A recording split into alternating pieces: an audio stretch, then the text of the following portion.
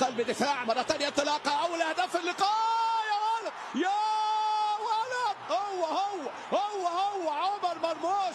المنتخب المصري دائما وابدا على موعد مع هذه الكرات، على موعد مع القيمه الحقيقيه. رهبه المنتخب المصري بتضع المنتخب الايفواري، وخطا كبير من كوسونو لاعب اتلانتا بيرجامو، وعمر مرموش يفتتح اللقاء.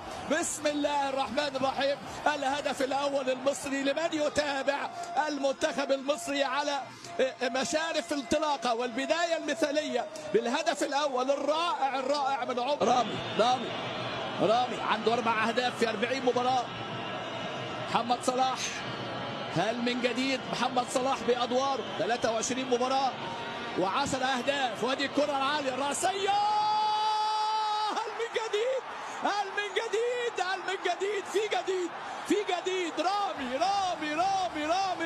أحلى الأسامي يا رامي، أحلى الأسامي. رامي ربيعة في الدقيقة 32. ايه الجمال ده. رامي ربيعة امامنا هنا يدخل في قائمة الهدافين رقم 69، يسجل هدفه الاول في بطولة افريقيا. كرات الثابتة مهمة. ليموندي يلعب على القائم الاول.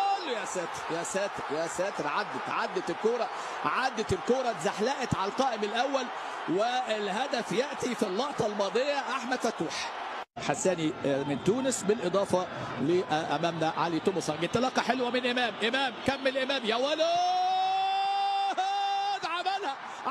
عملها محمد صلاح.